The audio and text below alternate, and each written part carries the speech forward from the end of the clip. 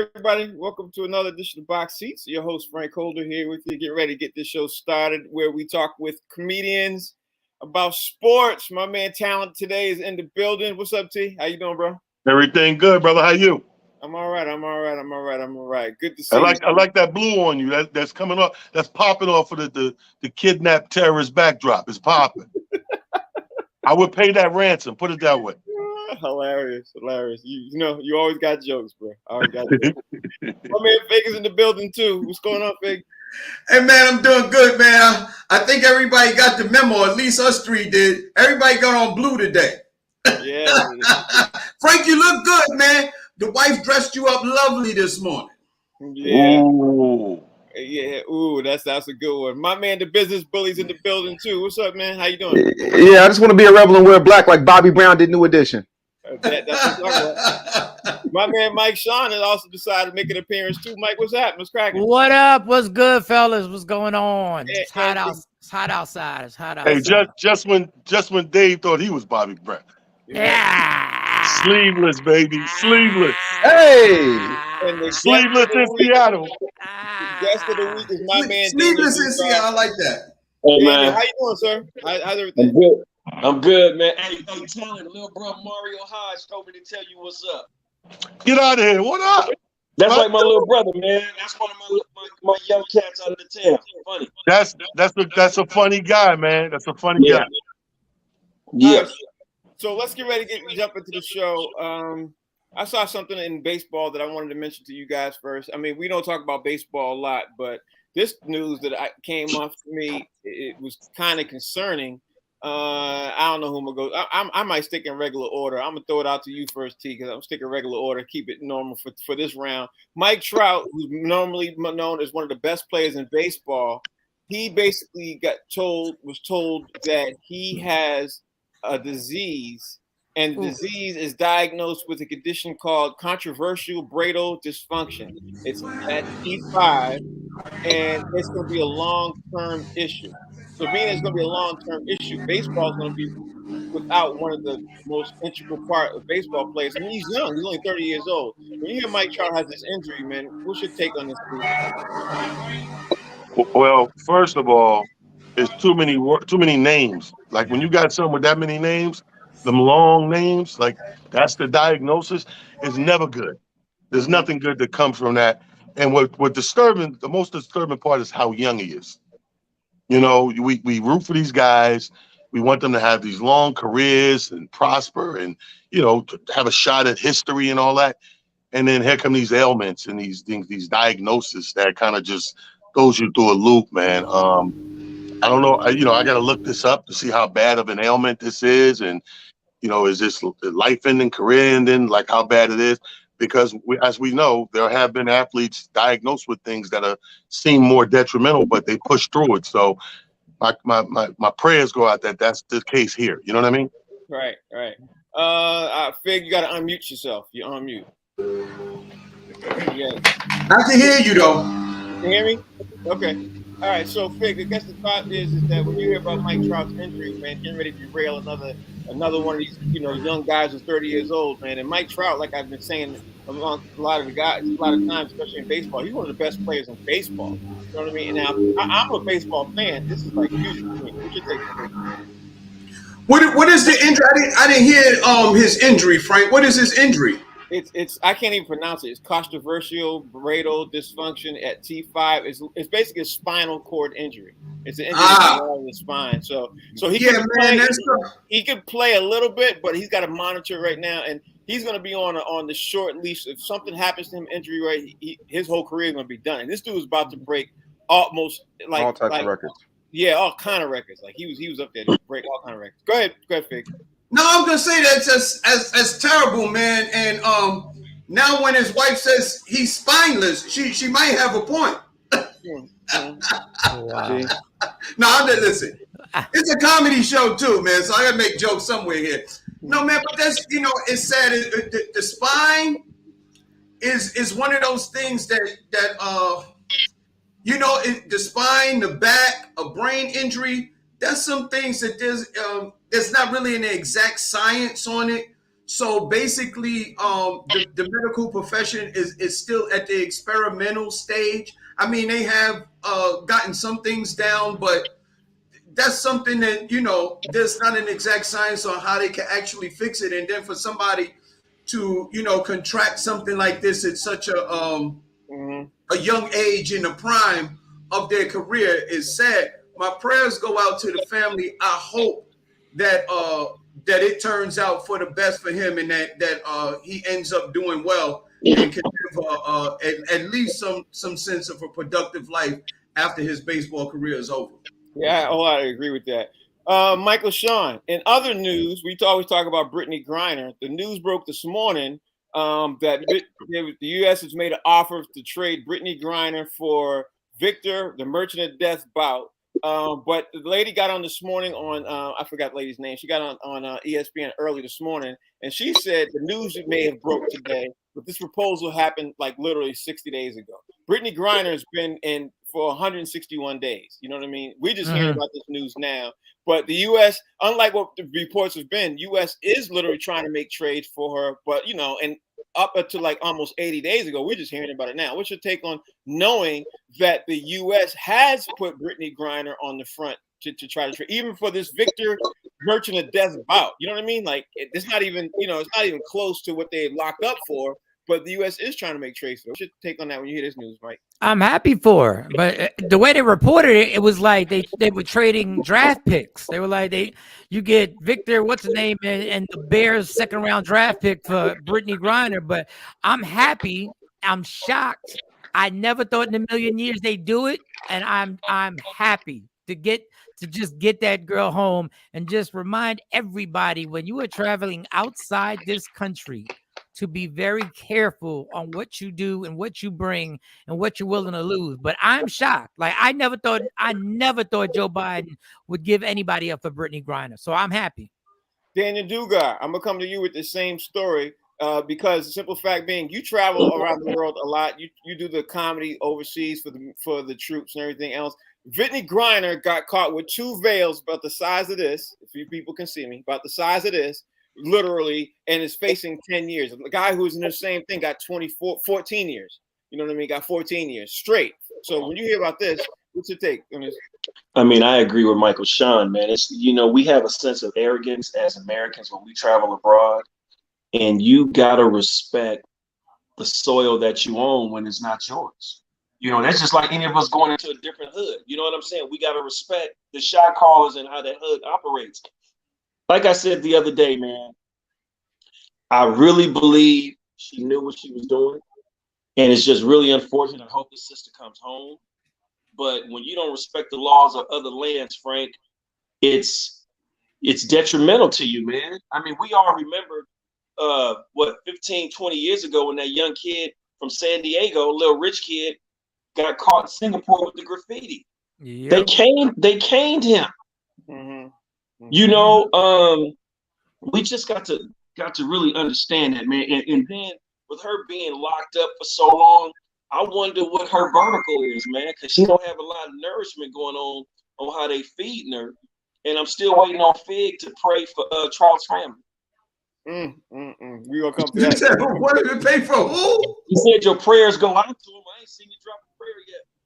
Oh yeah, man. Listen, man. Yeah, and Frank, to what you said, the woman's name is Angela Rye. Thank you. Yeah. I like her.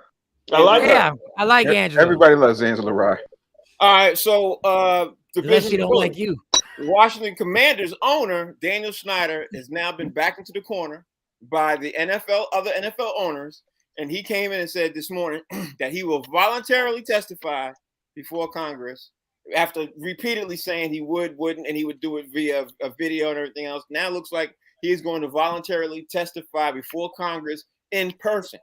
You know what I mean? And we all know what the outlook of this is being like, the ramifications on the Commanders, the ramifications on the Raiders, the ramifications of the other NFL owners. I mean, being that you're the business bully, talk to me about what your thoughts on this and how the waves can ripple all across the NFL for this one. What you think, B? Well, I mean, I'm gonna be real honest with you, Frank. First and foremost, we have to understand that all of this is a dog and pony show. Okay, him showing up, Dan Snyder showing up before Congress. He's going to show up. He's going to testify, and absolutely nothing will happen to him. Nothing is going to change. They would be better off getting the Baroness, Cobra Commander, and Destro to testify before Congress, and they'd get more accurate information. This is just going to be for show. And I hate to say it, all the teams that are named after evil things seem to be the ones that are getting pinched out here. The Raiders have a problem. The Commanders have a problem. Here's the thing. The merch will still be the merch as far as that's concerned. The seats are still going to get sold because DC fans are illogical. They're in the most illogical place in America. It's not a state. It's sort of a city, and what you really see of it is not, close to what's happening with the black underbelly. So I honestly think that this is going to be something for people to watch, something for people to just, pontificate over. And quite frankly, what I want them to do, Frank, is I'm with Daniel Dugar on this. This man's a world traveler like I am. I think we need to bring back the Canes. Okay? Just a couple of quick whacks right at that T5 vertebrae where my man is suffering. You know what I'm saying? And then we can start getting down to some serious business. That's my take, Frank. You going ahead now. There you go with that, man. The caning never stopped. It's just cops doing it now. Yeah, or at least a ruler, like we used to get back when we was in school. Man, you had to hold your knuckle out. Yeah. Oh, that's because you got that good Catholic school education. We went to public school. Let me get this story out to because Talent missed a lot of it yesterday. And T, I'm gonna throw it to you. I'm gonna give you an alley-oop for this one first because we talked about it yesterday. We talked about Draymond Green, T, and yesterday the news was that Draymond Green wanted 134.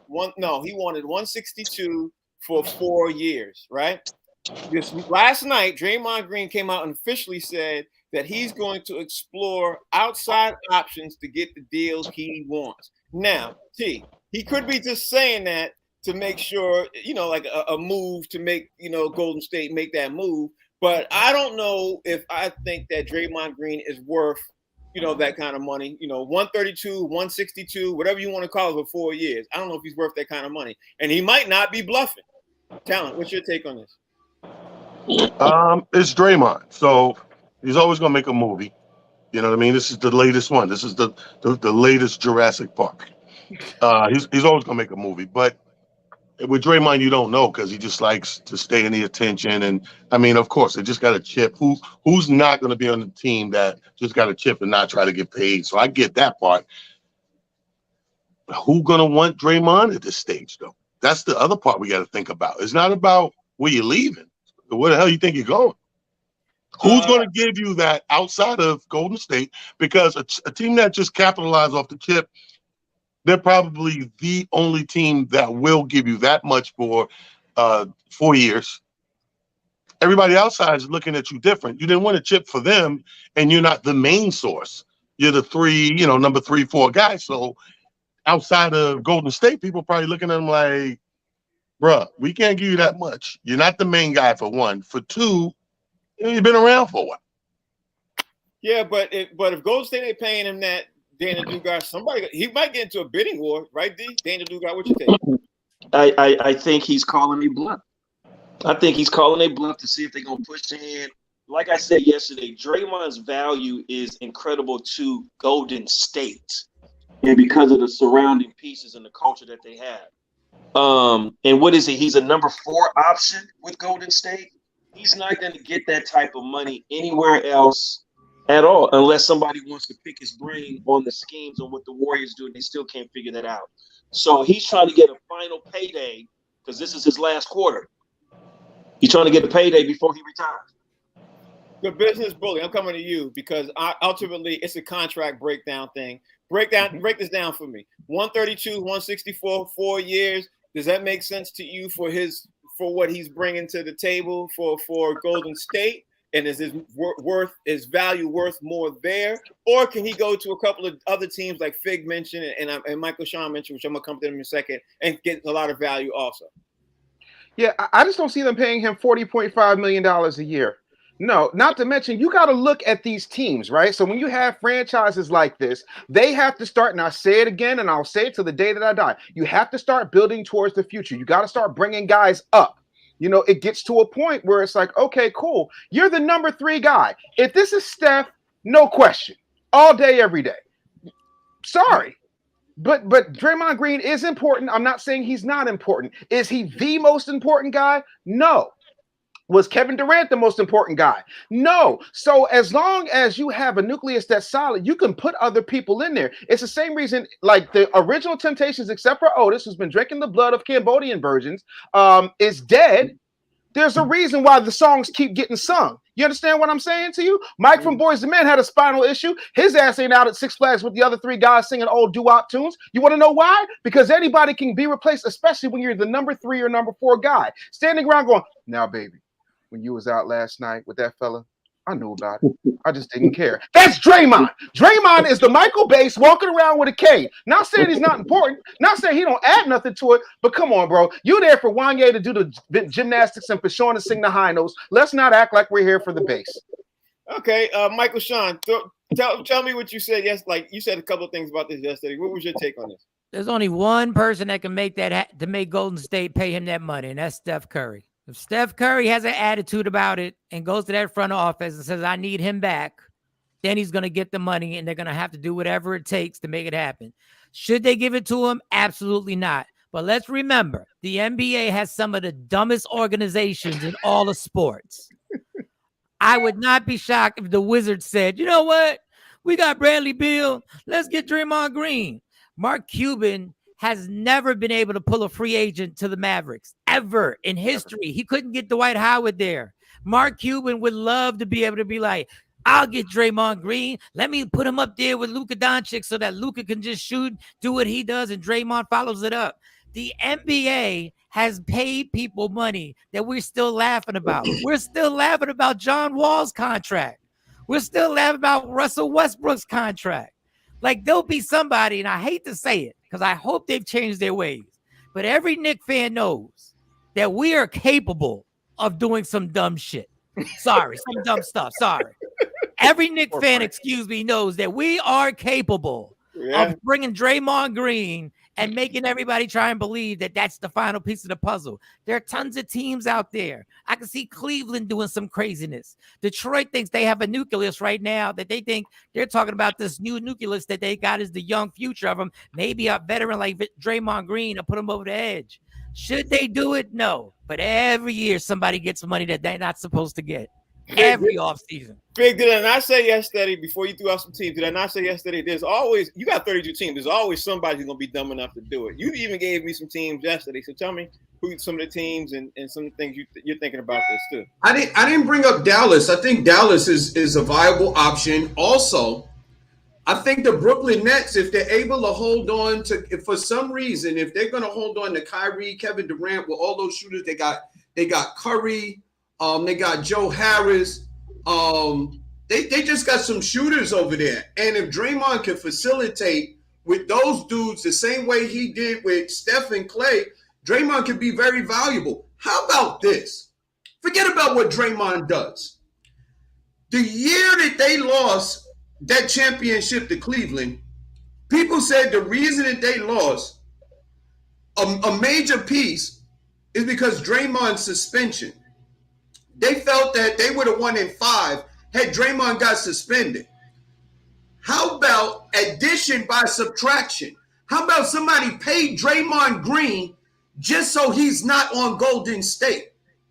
Because he's damn valuable to Golden State. Maybe not 160 million worth, but he's valuable. Take him off of Golden State. Are they the same team, and can they repeat again without the contribution of Draymond Green as an enforcer and a defensive stopper? I know what you're going to say, Dugar. I watched him play in Summer League, Kuminga. He is not Draymond Green yet. He got another 2 years to go.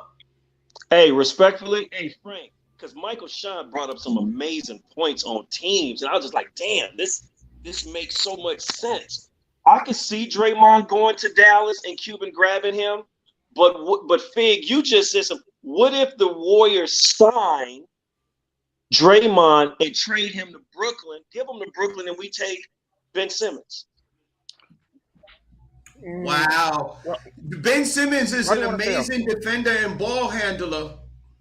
He is. But he could play D. He's a 6'10" lock.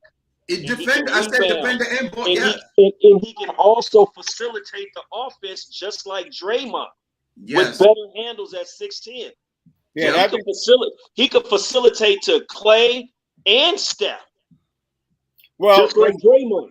well, let's be honest. The Brooklyn Nets are open to getting rid of Ben Simmons now anyway because of the situation that they have with trying to make trades for KD. So Ben Simmons is on the block. Anyway, let's get ready to the next question, man. I wanted to ask all you guys before we start this rapid fire thing is, I don't know if you guys heard about this either, but LeBron James has to sign his contract extension by August 4th. He's looking to sign a 2-year, $97 million contract extension. And if he doesn't sign it after that by August 4th, he will automatically become a free agent after this season. So with that being said, T, do you think LeBron James signs his contract by August 4th, which is literally in a week? Or does LeBron say, you know what, let me see what happens. I'll play one more year in LA and he ends up becoming a free agent. What do you think he's going to do? I think he's going to sign because how beautiful is that to get $100 million in 2 years? We just finished talking about somebody getting 168 for 4. Mm-hmm. And you're the guy that can say, you know what, give me $100 million. Let me coach these last 2 years, wait on my son. You pay him $100 million to wait on his son. 2-year extension. I think LeBron is not just personally, but business-wise and economically infatuated with LA. I don't think he's going anywhere. I think he ended up where he wanted to end up. And I think if they shelling out that money, because I think LA, we've watched LA, we know what LA does. LA is the one place that if you're loyal long enough and you put that work in long enough, LA keep you around on the executive level as well. So Okay. that you'll forever get LA money. So I think he stays. I think he signs. I got to bring in the business bully here because in 2 years, he'll be 39, turning 40 years old. Business bully, does it make contractual sense to sign LeBron James if you're the Lakers? Like, you know, maybe the Lakers don't want him to sign. You know what I mean? Because he'll be 39 going in his 40th year at the end of those 2 years. You know what I mean? People tend to forget that part too. Even though he will make $100 million, what's your thoughts? Yeah, LeBron James equals billions of dollars in revenue, not just for the LA Lakers, but for the NBA in and of itself. Not to mention, if you re-sign LeBron James, you get to continue to pump out that merch. Mm-hmm. That's it. He's the guy. You know what I'm saying? Like there's a correlation here. Like that team in and of itself has always had at least one, if not two, superstars that transcend that. And LeBron James is the biggest one of all of them. You know, no diss to Magic, you know, or Kareem, you know, or James Worthy, but like LeBron is a different type of level. Not to mention, if they sign him, then 9 times out of 10, they're probably going to make a move to sign Bronny because he did say that, you know, he's going to play for whoever signs his son, and that's going to be his last year. So yeah, to keep him there, I certainly would, just from a financial standpoint. It's not about winning or anything else because we know they're the Los Angeles Geriatrics, but LeBron still keeps them afloat and keeps the lights on. Fig, give me a different side of point that I'm not looking at. Talk to me. Tell me what you think about LeBron signing. First of all, do you think he's going to sign? And if he whatever, and tell me what you think. The reason why you think whatever you think. I think LeBron James is going to sign because the thing is that he makes more money off the court than he does on the court, and all of the businesses it seems that he's surrounding himself with are based in Los Angeles. Like all of the TV deals, the production deals, it all happens in LA. So he's in the perfect place to sign, make $50 million a year, and still make more money off the court. He probably has a deal with Jeannie Buss to sign his son when he's finally ready, and he'll get to play that last year with his son and then walk off into the sunset. Let me just say this. Let me make an analogy, if you will. LeBron James is like pork bacon. Now, a few people don't eat pork bacon, but the majority of the people do. And bacon goes good with everybody. So everybody loves LeBron James, just like everybody loves bacon. He's good for business. Duga, I know you want to throw in on this. Talk to me. What you think? No, Bron does not re-up. Because now, the reason why I say it is because now he's going to have more control if he doesn't. He could set a bidding war with the Lakers to give him more money. And who's to say Bronny is really going to make it in the NBA like that? So why would you put yourself in a position to be locked into the Lakers with injuries possible to AD and whomever else? No way. I don't lock up. No, man. You don't lock up for the next two. He gonna get his bread no matter what. He could force a bidding war. So why would you lock in the $50 million a year when if he goes free agents and somebody try to match it, he might command 60 a year. So why lock in for 2 years with them? No, keep the control in your hand, in your pocket, and not do it. Mike Sean, your thoughts? Tom Brady retired. And the reason why he retired, the speculation was because he was about to be part owner of the Miami Dolphins. The Lakers are never going to make LeBron James part owner of the Lakers. I'm sorry. They're just not going to do it. Ever. He's not going to sign up because the team he does sign with, they're going to make a side deal that he's going to be a part owner of that team. He's already said it multiple times in interviews. That's what he wants to do. He knows he's not going to do it with the Lakers. The bidding war, I don't care how old he is, the bidding war is going to be the bidding war. He's going to want to be a GM. He's going to want to be part owner, and there's going to be a team out there who's willing to do it. And the way his money is right now, he can still run his businesses in LA. He can still do everything he has to do in LA and finally own a team that he's always wanted to do. Yeah, so I don't think he re-ups. I agree with that part. Y'all ready for these rapid fire questions? We get ready to come out with rapid fire. We're going to move, man, keep the show rolling. We got to get ready to talk about the NFL and keep the rapid fire going. So, T, you're going to go up first, and then I'm going to start changing things up. T, I don't know who's making that noise, but we'll figure that part out later in a second. T, you get the first one up. Julio Jones signed officially with the Tampa Bay Buccaneers. But this morning, everybody was like so happy about that. But this morning, literally 3 hours ago, Ryan Jensen, the center for the Tampa Bay Buccaneers, looked like he got seriously injured too. Might be out for half the season. So we all know Tom Brady loves to have these wide receivers, but if he can't get them the ball because there's a lot of pressure up the middle, do you think that the Julio Jones signing will be just as big, or do you think Quiet has kept this injury that happened this morning is going to set them back? Well, it's gonna come down, Frank. To be honest with you, who shows up? You know, do we get to see Julio Jones or do we see Julio Jones? Julio is a much tougher player. He'll take that thing up, get out there and do what he got to do. Julio Jones is the one that lost that Super Bowl. Now, Julio, all jokes aside, I think it's still a good look. I think for a quarterback, it reminds me of basketball where it's like got to be 80-90% mental too. Yeah, you got to have your skills, you got to have your touch and all that, but the mental thing is everything. Tom Brady is one of those guys that, as long as he have it on the roster, his mental's at a high peak. When he's missing pieces off the roster is when you start to see the regular Tom Brady. You know, the guy that was sitting on the bench with Bledsoe. But this superhero Tom Brady, if he know he got 2 or 3 receivers he could throw to, he'll buy you 2-3 weeks to heal and the process of working back to being healthy and stuff like that. I think it's more mental than him actually being there every single game. So I think it's still going to be a good look for Brady and Tampa Bay. I think so too. Michael Sean, you're next. DK Metcalf has not showed up for preseason and wants to make sure his contract is renegotiated. He's in the final year of his contract too. DK Metcalf hasn't shown up for Seattle Seahawks. We don't forget they lost their QB, their QB-less. You know what I mean? You think DK Metcalf is going to force his way out to be traded? You think he's going to stay? What do you think about the DK Metcalf situation? I don't know if he's going to stay, but I don't blame him. Why am I going out there when his team shambles right now and y'all got me in a 1-year contract basically? And now I got to prove myself. So I gotta play on a contract year with some whack ass quarterbacks, which is going to affect my money when everybody says I only had 70 receptions for 800 yards because of who was throwing me the ball. I'm sitting there going like, look, renegotiate. Let's make this happen. And I would not touch the field. I would not touch the field unless they pay me. Because the only thing that's going to happen is we're going to say he's really not that good because of the quarterbacks that were throwing the ball to him. And it's just going to devalue his whole negotiations for offseason.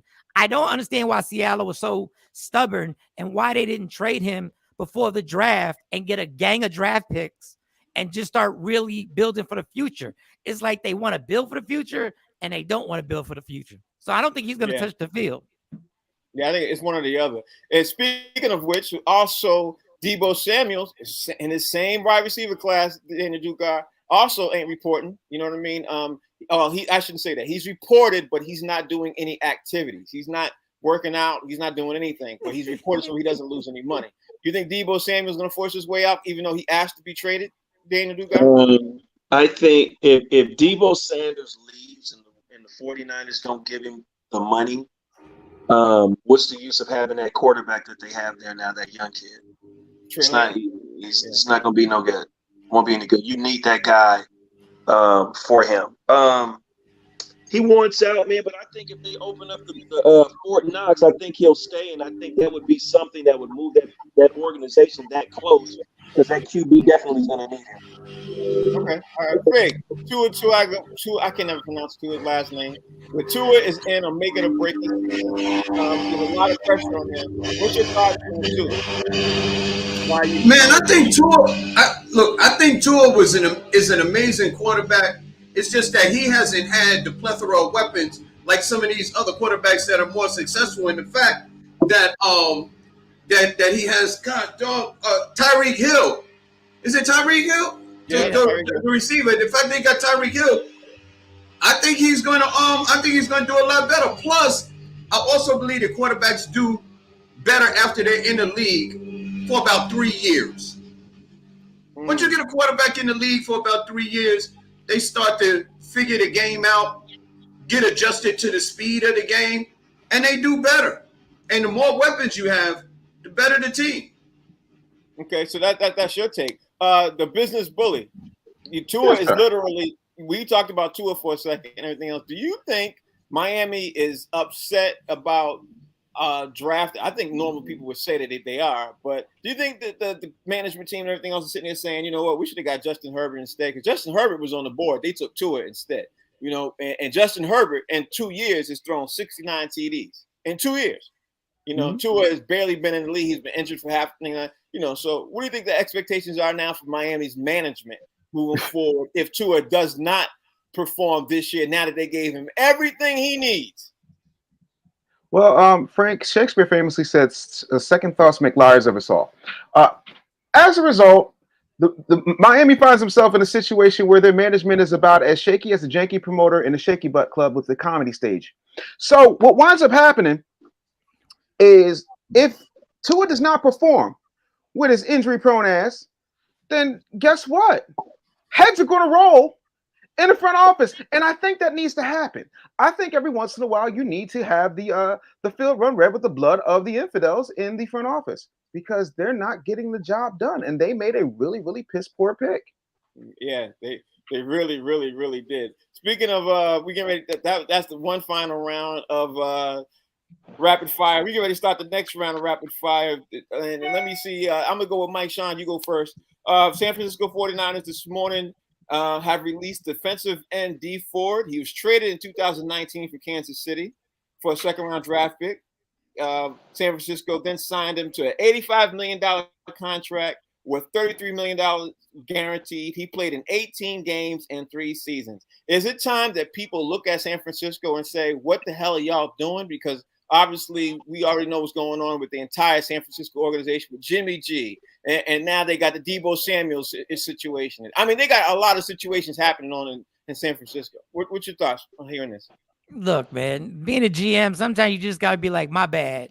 Like, we shouldn't have gave him that money. Look, San Francisco, they've been to a Super Bowl. They were like one pass away from a Super Bowl. They went back to an NFC Championship game. You're not going to hit on everything. And sometimes, sometimes you think your scouts tell you this. Your scouts have been following these guys across the country, and they run back to you and they say, this is the guy. You're in the war room, and then you wind up blowing $80 million on somebody. But they're still going to be a contender this year. So I think they're all right. I mean, look, the Steelers passed on Dan Marino. The Steelers could have drafted Dan Marino. Stuff like this happens. You know what I'm saying? It happens. That's a great point. That's a great point. Speaking of which, T, I'm gonna bring this up to you because honestly, I was reading about this talent about Ezekiel Elliott. Ezekiel Elliott, which I found out this morning, is in his last year of his contract. He's been losing numbers every year. His numbers are getting back lower and lower every year. He came out this morning and said he's not concerned. He ain't worried about it. Nothing that could be concerned about. But let's be honest. He has no guaranteed contract after the season. He's in the last year of his contract. If he does not perform, do you see him being in the Dallas Cowboys uniform at the beginning of next season, 23-24? Hell no. Jerry Jones ain't having that. You know what I mean? Jerry, he lucky he there right now. Damn it. Jerry Jones don't play that. If he don't perform, his ass is grass, Frank. Everybody know that. That's why they call it America's team. Because they treat the black people on this team like they treat the black people in America. That's why it's America's team. He better perform. He don't perform, he grass, bro. Put it this way. What's my man? Fournette. Came back 700 pounds. Yeah. Now, they let this dude work out. If he had to report to Dallas or Jerry Jones, you think they're going to let him work out? No, I'm not. No, so I say that to say this dude at Elliott, he don't come in there and produce and get it, because man, he's had a turmoil up and down, topsy-turvy, season after season. One day you're up, one day you're down. This is it, bro. This Dallas. Yeah, This is it. I ain't mad at it. But the money, business bully, the money. Talk to me about the money. If Ezekiel Elliott, because he's one of the fan favorites, people love him in Dallas. Will the fans put pressure on Jerry Jones to bring him back, even if he does have a kind of a low year? Do you think they bring him back? What you think, boy? Having lived in Dallas, and Michael Schoen will back me up on this, Jerry Jones will give a rat's ass about your pressure. Jerry Jones is going to do exactly what Jerry Jones wants to do. Oh, you want these players to kneel? Okay, cool. We're going to kneel before the game when ain't nobody watching. We'll do it in front of the cameras. We're going about our business. Jerry Jones don't give a rat's ass. Jerry Jones built that stadium. A lot of people don't know this. There was an old black woman in that neighborhood who was the only holdout. And Jerry Jones went to that house and wrote her a check. That old lady walked her ass out real slow and real rich so that he could get that stadium built. And that's it. Jerry Jones going to do what he want to do. Like, pressure from fans? Don't mean nothing. They're the Cowboys. And Jerry Jones is Massa. And Massa wants what Massa wants. And you better bale that hay. You better pick that cotton. You better get ready to make sure that tobacco is nice and rolled. That's how it goes with Master Jerry. Yeah, I think so. Who did I forget? I didn't do Daniel Dugar, right? Daniel Dugar? Okay. Ask him about Dan Ford. No, I'm playing. Daniel Dugar. I'm Allen got Ezekiel Elliott. I got Dan Ford. Don't be mad. Don't be mad. Don't be mad. So I'm gonna roll this out with you, D. Obviously, we talk about Ezekiel Elliott and everything else, but let's stick with the Cowboys in one sense. One thing, the QB also got to perform too. Does the QB get mad? Does the QB stay? Does the QB? What does the QB do if Zeke's out? What can he do? He's locked in. He's not going to go anywhere because Derek going to get his money out of it. You know, but I can see Zeke getting out of there. If you don't perform, you gone. And I can see an idiot organization like the Raiders signing him. Interesting. Fig, you get the last word on this. What do you think is going to happen with this?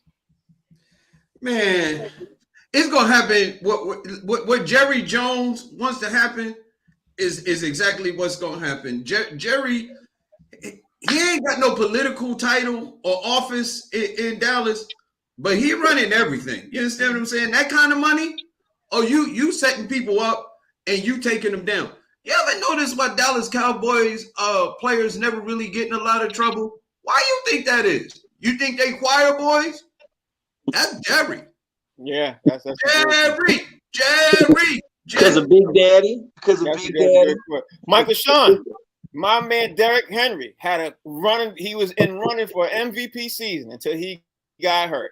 He's leading all running backs at the pace he was on. He was even beating back some of the greatest running backs of all time. He's coming back now fully healthy. Everybody's expecting him to be in the MVP conversation.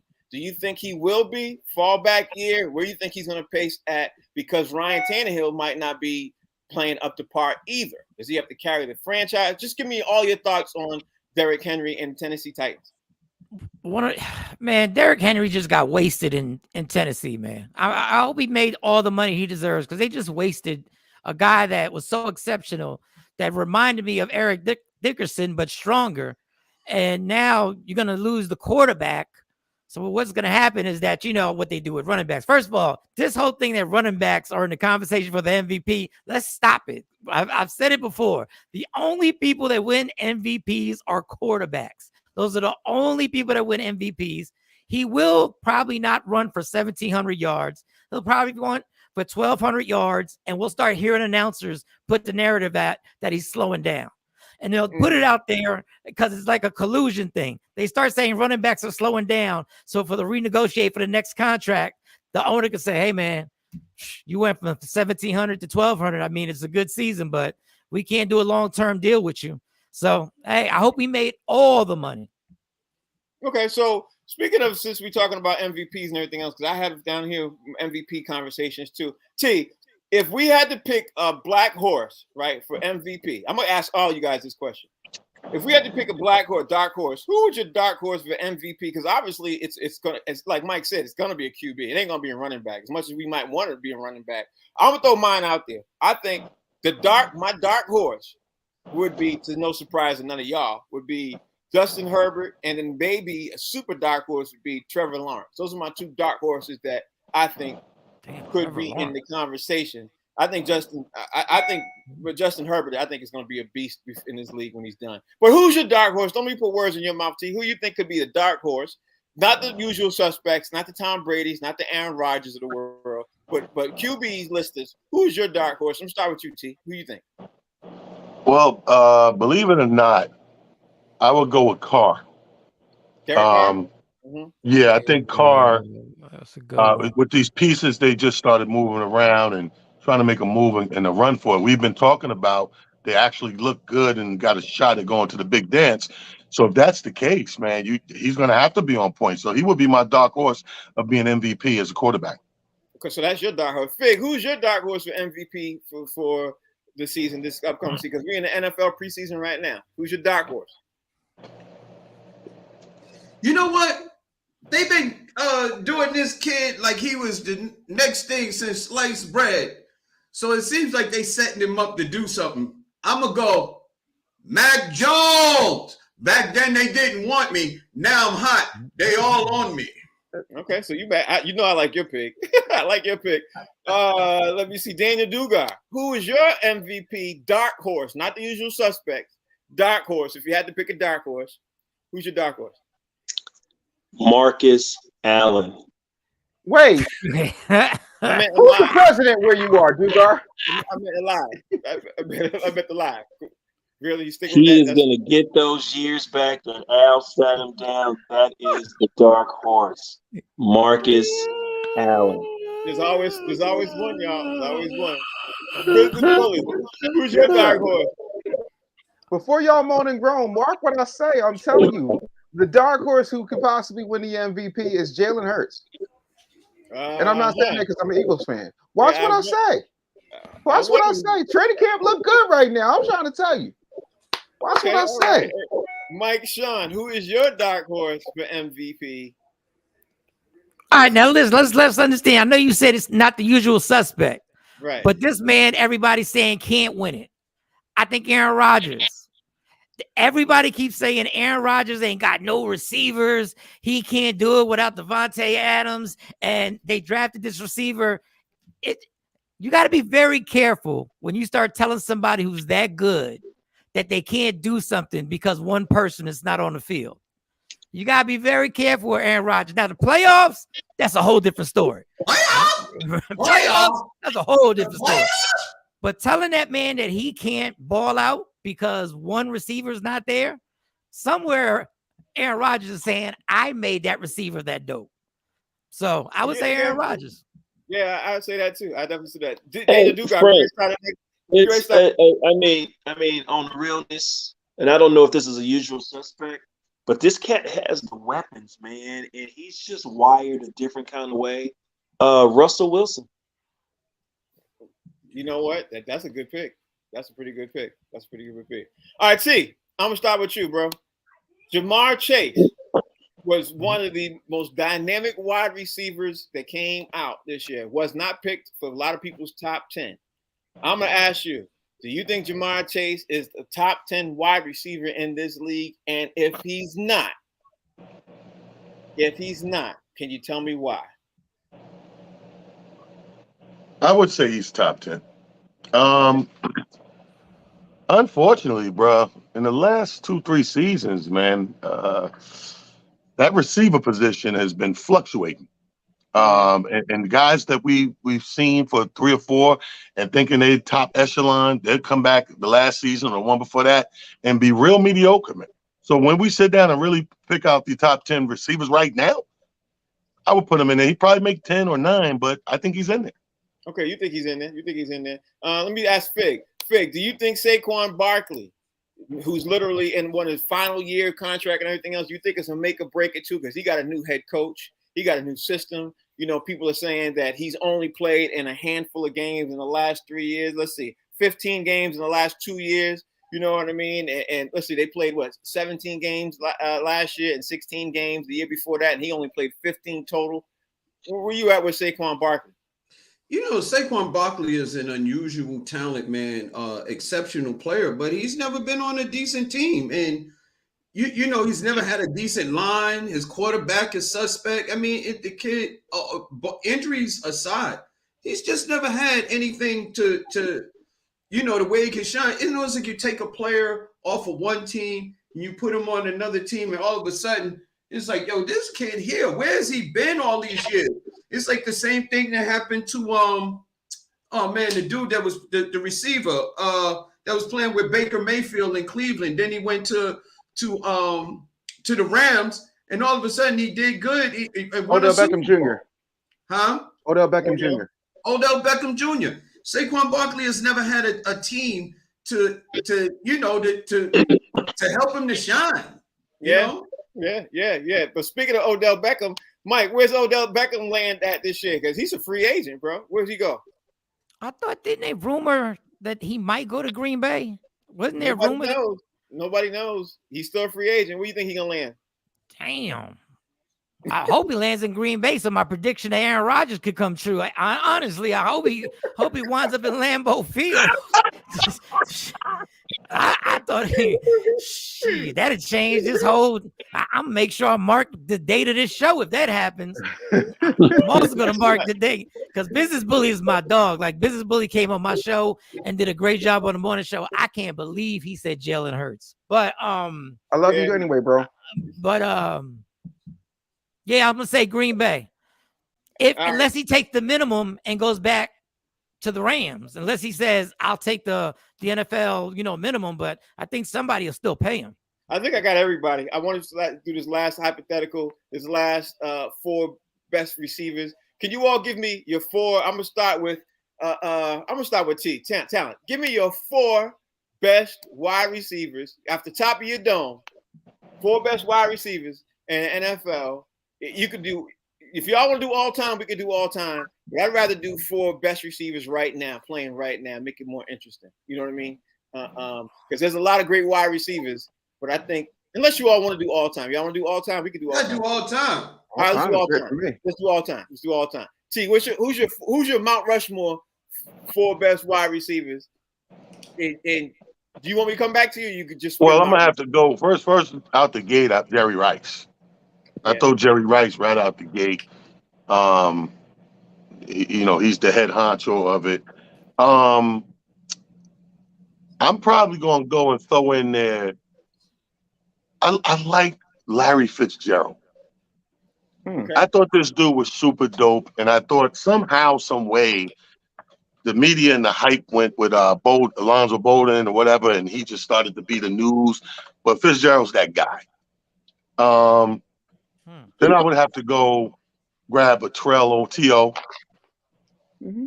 And then I'll go T.O., definitely put T.O. in there. And then I got to go Megatron, man. Yeah, that's a good list, bro. That's a good list. Dugai, you got your 4? Yeah, I think I'm gonna get him with a royal flush. Go ahead. Rice, Moss, Owens, Megatron. That's a great list too. That's a great list. Let's see. Look like Mike is still right, and Business Bully looked like he got his list ready too, and Fig got his list ready too. So Business Bully, who's your 4? Listen, Don't all be Philadelphia Eagles wide receivers neither. so I can't say Terrell Owens then, because Terrell Owens is Philadelphia wide receiver at one point, right? All right. So for me, it's definitely Chad Johnson. It's definitely Terrell Owens. It's definitely Jerry Rice and Michael Irvin. Ooh, okay, all right. I like that. That's a good list too. Fig, you got your 4 ready? You ready? I do, but I was trying to add a couple because everybody took the usual suspects. Terrell Owens, man, next level, just next level, man. There's nothing this kid couldn't do. Off the top, down the middle, across the field. Jerry Rice was just he was next level before next level was invented. Randy Moss, damn near uncoverable. Megatron, another one of those dudes, but let's go way back to Fred Biletnikoff. Okay, I like that one. And last but not least, Randy Moss. How many you gonna do? Carter. Yeah, he did about 6. They're like 6. He did a 6. That's because the first 4 were taken. Yeah, but Don't mention them. Son of a bitch. Biletnikoff wore sticks. All right. Mike Sean, hit me over the head with your 4.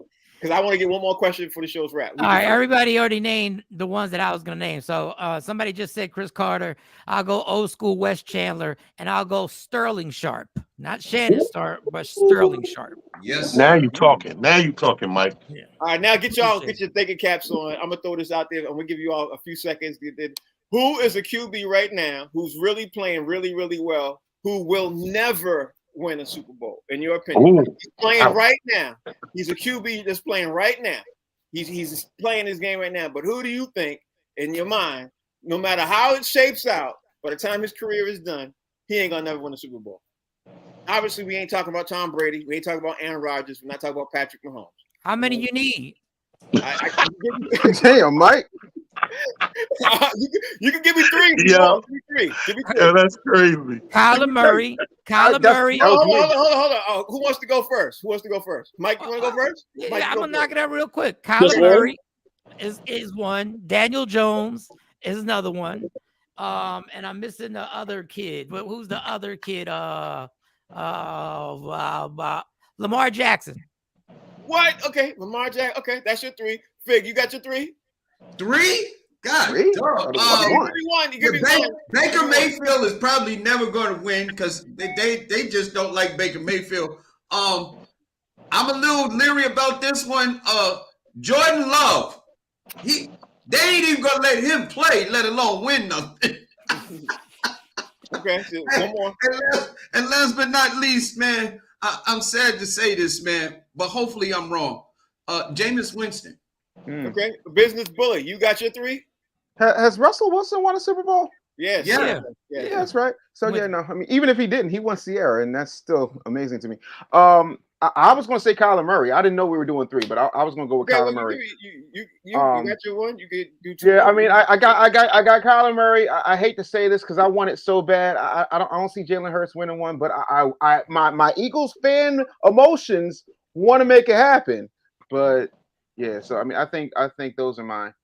Okay, who didn't do one? Who didn't do that 3? Was it Dugar? And talent. Dugar, talent. You did your 3? You didn't do your 3? I didn't do mine either. I got the talent. No, Andy Dalton. Wait.